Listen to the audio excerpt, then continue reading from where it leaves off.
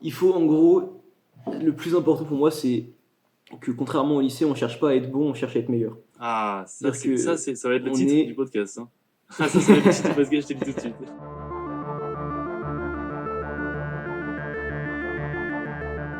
Aujourd'hui, j'ai le plaisir de recevoir Adam, du coup, qui a fini juste maintenant, premier en passe à Grenoble. Déjà, félicitations et bienvenue à toi. Merci. Salut Lucas, merci à toi de m'inviter ici. Bah ouais, écoute, c'est un vrai plaisir. Sur Insta, on avait fait un sondage, on avait demandé un petit peu dans la communauté qui Ouais. est-ce qui s'est chauffé, qui est-ce qui avait bien réussi. Et on m'a aiguillé vers toi, on m'a dit, lui, il a bien réussi sa première année. Du coup, je me suis dit, mais attends, mais c'est génial. Viens, je t'invite direct au podcast et on discute ensemble. Quoi. Avant qu'on parle de cette année que t'as défoncé, viens, on parle un petit peu en arrière de ton lycée pour essayer de faire que les gens te connaissent un petit peu déjà avant. Donc déjà, t'étais, du coup, en quelle classe? Enfin, genre, t'étais en S, j'imagine. Ouais, j'étais Ouais. en SSVT. Ok, SSVT. Et pourquoi t'avais choisi SVT particulièrement? Bah franchement, j'avais le choix entre SVT et SI, sciences de l'ingénieur, ce qui m'intéressait pas trop de toute façon. Et puis SVT, ça me paraissait plus logique pour faire médecine. Bah, enfin, voilà quoi, je pense que tout le monde peut comprendre, les sciences de la vie, la médecine, ça se rapprochait plus que les sciences de l'ingénieur. Ah oui, non mais carrément, ça c'est un choix qui revient souvent d'ailleurs dans les podcasts que j'ai pu faire. On m'a soit dit physique, SVT ou maths, hein, ça a rarement été autre chose. Oui, bah oui. C'est vrai que ça fait sens. Et du coup, toi tu me dis que tu avais déjà dans la tête en fait de faire médecine, c'était déjà ce que tu voulais faire. Ouais, c'est ça. Ok. Voilà. Donc depuis toujours? J'avais depuis la troisième. Ok. En fait, depuis le collège, je voulais faire de la recherche à la base. Et j'ai eu la chance de faire mon stage de troisième avec quelqu'un que je connaissais dans un laboratoire de recherche. Et j'ai adoré, genre j'ai vraiment passé ma meilleure semaine, c'était super. Et en gros, ce que les chercheurs du laboratoire m'ont dit, c'était que le mieux, c'était de passer par médecine. Pour avoir le plus de liberté, le plus de trucs à faire. La meilleure voie, c'est la médecine. Du coup, je me suis dit à partir de là, bah, je vais partir en médecine, quoi. Donc tu étais déjà fixé dans ton objectif, tu savais ce que tu voulais faire, t'es parti tout droit quoi. Ok. C'est ça. Et vu que, bon, j'imagine que tu savais déjà que cette année, elle est connue, tu sais, elle est connue pour être très difficile. Ouais. Est-ce que tu t'es préparé en mode, est-ce que tu as pris une prépa, est-ce que tu as fait une terminale santé, est-ce que tu as commencé à avoir des cours à l'avance, est-ce que tu t'es préparé dès le lycée pour cette première année? Alors déjà, ce qu'il faut savoir, c'est que mon frère est juste une année au-dessus de moi, donc là, il va entrer en troisième année. Ok. Donc je l'ai vu, lui, pendant 2 ans, il a fait il a redoublé, du coup, il a fait deux P1. Donc je l'ai vu 2 fois, et du coup, je l'ai vu, ça m'a préparé à ce que ça allait être. Ouais. Et donc j'étais un peu prêt, quoi. Je m'attendais un peu à ce qui allait m'arriver. Sinon, pendant le lycée, j'ai pas fait grand chose de spécial, hein. Je profitais de ma vie. Ok. J'ai pas pris de terminale santé, mais j'ai commencé à travailler un peu en avance.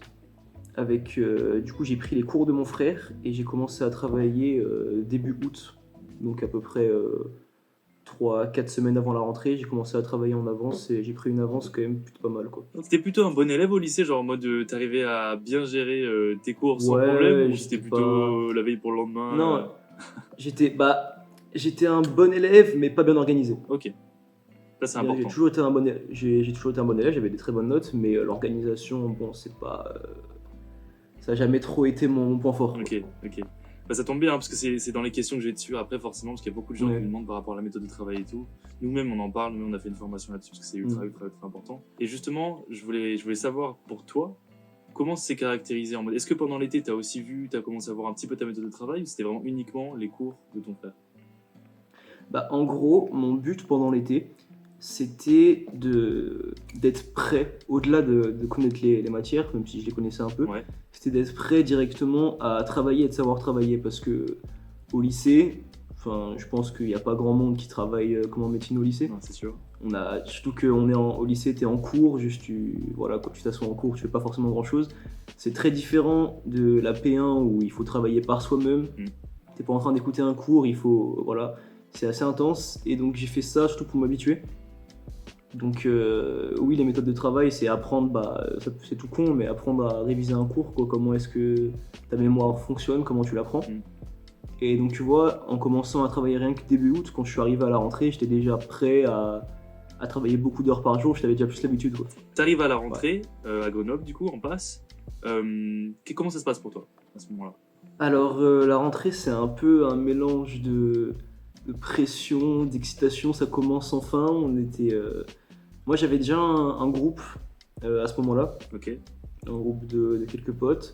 Et la rentrée, en gros, je sais pas si vous l'avez déjà expliqué, mais le programme de la fac, il commence en escalier. Mhm. Alors, ça dépend Et des du facs, coup, ça, attention. Hein. Ah ok, pardon.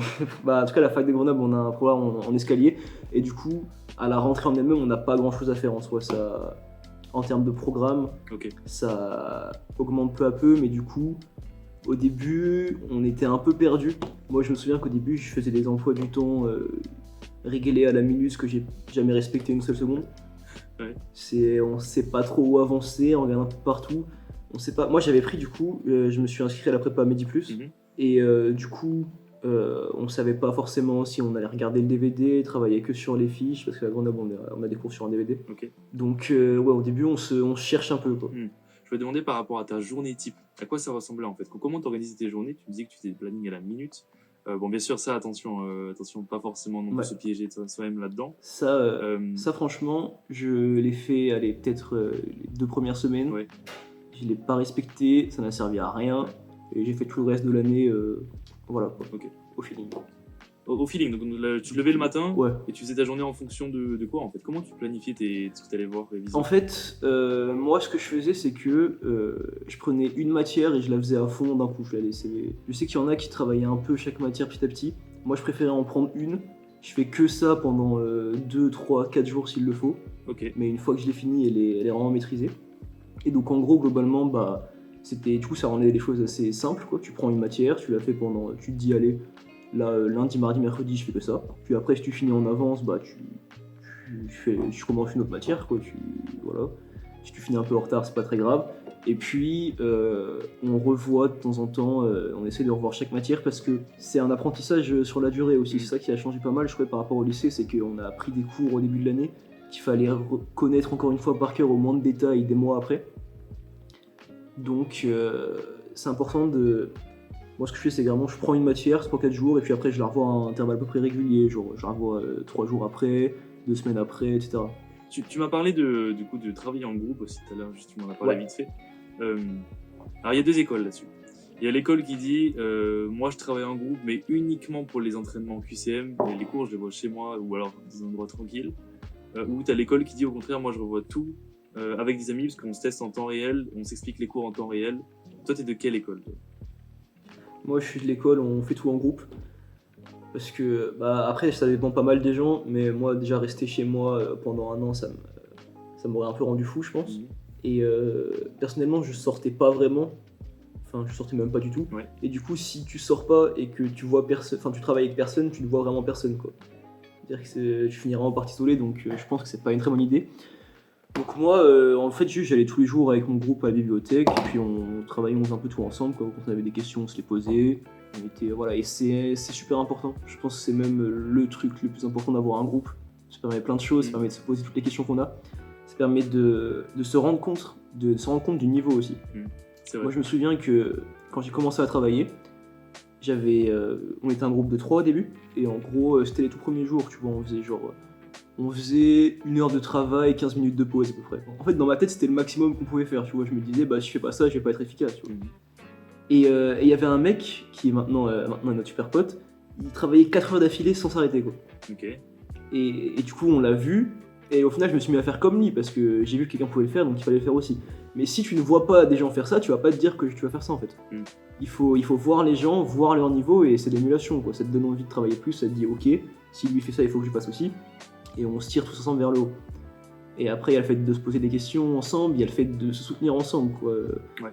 Mais là, on passait des moments ensemble, et puis surtout, c'est un peu les seuls bons moments de la journée, c'est le moment où on rigolait ensemble, quoi, parce qu'il en faut un peu quand même. Clairement. Par rapport à ton équilibre mineur et médecine, comment tu gérais ça? Parce que c'est vrai que j'ai eu beaucoup de gens qui me disaient je le gérais pas, je m'en foutais, genre.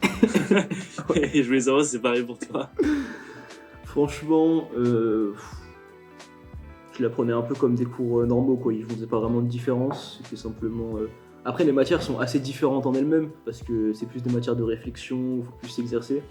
Donc on les travaillait un peu différemment, mais en soi, en termes d'organisation, on les prenait comme des matières normales, quoi. Raconte-moi le moment le plus marquant pour toi de ton année, le premier auquel tu penses à tout de suite. Le premier examen peut-être. Ok. J'ai sans doute jamais eu autant de stress d'un coup, donc je pense que ça m'a plutôt marqué. Ça allait très très vite.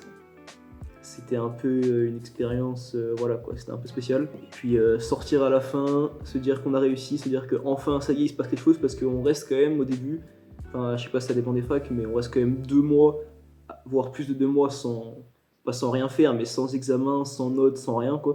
Donc c'est le premier truc, on a l'impression que ça commence enfin. Donc c'est assez marquant, ouais. Ouais, par rapport au lycée où t'as des notes toutes les semaines quasiment. Ouais, c'est ça. Ouais. Là, on a des notes à la fin du semestre, quoi. Ok. Et c'était quoi le plus dur pour toi pendant cette année en fait? La chose qui a rendu cette année vraiment difficile? C'est le fait de se forcer à travailler, quoi. C'est tout con, mais y a personne qui va te dire de travailler. Y a personne qui va être sur ton dos. T'as pas de prof, les profs te connaissent pas. T'as pas, voilà. C'est la seule personne qui peut te forcer à travailler, c'est toi-même. Il faut se lever le matin, se dire ok, aujourd'hui je vais travailler tant d'heures par jour. Je vais m'arracher encore, sans pause, et voilà, quoi. Toi, vu que t'as bien réussi ton pass, j'imagine que t'as dû voir autour de toi des erreurs qui pouvaient être commises par d'autres. Ouais. Est-ce que tu peux en parler de ces erreurs? Comme ça, ceux qui nous écoutent, ils pourront essayer de les éviter. Les erreurs que j'ai pu voir, c'est pas forcément une erreur en soi, mais c'est le fait de pas forcément être toujours honnête avec soi-même. Ok. Je sais pas si je vais réussir à me faire comprendre, mais c'est-à-dire que ce qui est utile en soi cette année, c'est de lire son cours, de le lire, de se l'enfoncer dans le crâne. Il n'y a pas 1000 trucs à faire. Et j'ai vu des gens qui tournaient un peu autour du pot, tu vois, c'est-à-dire passer des années et des années à s'organiser pour faire je sais pas quoi, préparer des choses, etc. Ce qui compte, c'est de lire votre cours. Ouais. Perdez pas de temps à faire des chichis, en gros, quoi. Il faut travailler, il faut être là. Il faut pas essayer de faire des trucs qui sont un peu plus agréables que de travailler souvent. Tu te dis, allez, si je faisais pas un petit peu un emploi du temps, c'est plus agréable que de lire ton cours, mais non, quoi, il faut le bosser, c'est ce qui est le plus important. Selon toi, quelle est la première chose à faire quand on arrive en passe? La première chose à faire, c'est de se fixer des règles. Il faut se fixer des règles, il faut se fixer un mental, il faut un peu se retourner le cerveau pour se dire que ce qui est normal, c'est de travailler tout le temps, quoi. C'est-à-dire que quand on est plus au lycée, ce qui est normal, c'est plus de prendre une pause. Là, l'état normal, c'est de travailler. Ouais. Bien sûr, tu peux prendre des pauses et tout, mais il faut vraiment se fixer des règles. Il faut se dire dès le début, je vais pas sortir tous les soirs, je vais pas faire je sais pas quoi. Il faut être clair avec soi-même, quoi. Il faut se fixer ses lignes de conduite, ses règles, sinon on tiendra jamais sa discipline. C'était quoi tes règles à toi? Déjà, la règle de base pour moi, c'était téléphone éteint. Téléphone éteint quand tu bosses, ok. Ouais, téléphone éteint, c'est trop sous-estimé le téléphone, parce qu'on a l'impression qu'on Clairement. on regarde 15 secondes et ça fait rien, mais ça marche pas comme ça, parce qu'une fois que tu as regardé 15 secondes, le temps que tu te reconcentres et que tu sois efficace, tu perds 15 minutes. Exactement. Première règle, téléphone éteint. Deuxième règle? Deuxième règle, Deuxième règle, c'est le travail ou le sommeil. C'était ma règle, c'est-à-dire que soit on travaille, soit on dort, soit on mange, mais il n'y a pas de... Moi j'avais pour optique de pas faire de pause. Ok. C'était l'objectif que je me suis fixé. Comme ça, si tu pars comme ça, même si au final tu fais quelques pauses, t'en feras beaucoup moins que si tu te dis ok, je me réserve un temps pour faire une pause. Ouais, tu essaies de viser plus haut, pour qu'au pire si tu retombes, Voilà, c'est moins bas. Exactement. Ok. Voilà. C'est quoi ton conseil en fait? Le conseil que faut que tu donnes? Il faut en gros, le plus important pour moi, c'est que contrairement au lycée, on cherche pas à être bon, on cherche à être meilleur. En fait, on est dans une compétition, il faut bien se le mettre dans le crâne, on est dans une compétition, il y a 8% de réussite, il faut être dans le haut du panier, il faut être meilleur. Ouais. Donc on ne peut pas essayer de se contenter du niveau moyen, comme on pouvait le faire au lycée. Il faut, quand on voit quelqu'un, on doit se dire ok, je peux être meilleur ou au moins aussi bon que lui, quoi. Ouais. Dire qu'on peut pas se dire ok, ce mec là est meilleur que moi, ce mec là est meilleur que moi, ce mec là est meilleur que moi, sinon c'est fini, quoi. Donc il faut chercher à faire plus que les autres, forcément. Si t'as 80% des gens qui travaillent, je sais pas, 8 heures par jour, bah faut en travailler 9, faut travailler plus qu'eux, faut être plus à fond qu'eux. Il faut essayer d'être au-dessus, en fait. Ok, donc Simplement. en fait, t'es dans le mindset de toujours donner le meilleur de soi. C'est ça que tu veux dire, Voilà. complètement. Il faut être dans le mindset, je veux réussir. Ouais. La condition pour réussir, c'est d'être meilleur, donc je vais faire en sorte d'être meilleur. Après, être meilleur, je parle par le travail, quoi. Donc il faut le vouloir, il faut se dire, je cherche à être meilleur que les autres. C'est pas, oui, on n'est pas là pour compter les heures et dire une heure de plus. En gros, moi, ce que je me disais, c'était vraiment pour me motiver à fond, je me disais, imagine, il y a un mec comme moi, genre c'est mon clone, il est comme moi, donc ça veut dire que il a besoin de dormir quand même, tu vois, il peut se fatiguer, c'est pareil que moi. Sauf qu'il a une motivation infinie, quoi. Ça le gêne pas de travailler, il a pas envie de faire de pause, etc. Et ben, imagine qu'il y ait ce mec-là, et ben, il faut faire comme lui, quoi. Il faut être aussi bon que lui. Et si t'es aussi bon que lui, bah normalement, tu passes, quoi. Parce que si t'es... En gros, faut être le meilleur de soi-même, quoi. Si t'es aussi bon que on va dire, ce clone de toi qui est aussi parfait que tu peux l'être, bah, il y a un moment, tu devrais passer, quoi. Imagine que moi, je suis lycéen et je rentre en pleine l'année prochaine. Mais j'ai des doutes. J'ai des doutes parce que j'ai l'impression que tout le monde est plus prêt que moi. J'ai l'impression que tout le monde est plus chaud que moi pour cette année-là. Moi, j'arrive, je sais pas trop à quoi m'attendre. Comment tu me motives? Qu'est-ce que tu me dis? Ben, alors, on a un peu un cliché, comme quoi les gens les plus motivés, ceux qui veulent faire médecine depuis toujours. Il y a des gens qui, depuis qu'ils ont 4-6 ans, ils veulent être médecins, voilà, ça veut pas dire qu'ils sont plus motivés. C'est peu importe tes motivations. Ce qui compte, c'est d'être là sur le moment, ça dure 8 mois. Ça peut même être. Enfin, c'est con, mais rien que pour le challenge, tu peux être assez motivé, quoi. Même si c'est pas forcément parce que quelqu'un veut être médecin depuis 12 ans que sa motivation vaut plus que la tienne. Ce qui compte, c'est que toi, tu te donnes au moment final. Après, tu cherches la motivation où tu veux, tu peux la trouver de tas de manières. Ça peut être pour toutes les raisons que tu veux. Tout ce qu'il faut, c'est qu'au final, tu sois là. Peu importe d'où tu la sors. Je pense que si tu fais vraiment ce qui est nécessaire, tu passes.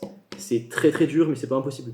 Si tu te donnes à fond, je t'ai dit, tu fais comme ton clone le meilleur de toi-même, bah tu réussis. Il n'y a pas de secret, tu te donnes à fond, tu passes. Donc c'est pas la peine de s'inquiéter trop, de se comparer, d'être un peu trop dans la comparaison aux autres, de trop stresser. Dis-toi, je fais le meilleur, je fais le mieux que je peux, je passe. Et puis au final, en soi, si tu donnes le meilleur de toi et que tu en es convaincu, quoi qu'il se passe à la fin, tu seras ravi, tu auras tiré beaucoup d'expérience et tu seras sorti grandi. Donc au final, c'est tout à fait positif. Est-ce que tu as un message à faire passer? Est-ce que tu veux profiter de pouvoir être vu comme ça pour faire passer un message? Prenez soin de vous, travaillez pas tout seul, si vous pouvez, soyez en contact avec des gens, soyez en groupe, c'est mieux pour la santé mentale. On a un peu un cliché on est tous en compétition entre nous, mais en vrai on en a rien à foutre sur le moment. Parlez-vous, faites-vous des amis, les gens à la bibliothèque sont super sympas, ils répondent à vos questions, allez vers les autres, c'est vrai qu'on rester dans son coin, quoi. Ok, bah écoute, merci beaucoup Adam. Franchement, j'ai kiffé de faire ce Merci à podcast toi. avec toi. Encore une fois, énorme big up à toi pour numéro 1 à Merci. Grenoble, franchement, énorme, bravo à toi, franchement. Et mais j'espère que tu vas te régaler après, quoi. En fait, si tu veux faire de la recherche et tout, j'espère que tu vas te régaler après. Allez, bah écoute, je te dis à la prochaine. Salut, merci à toi.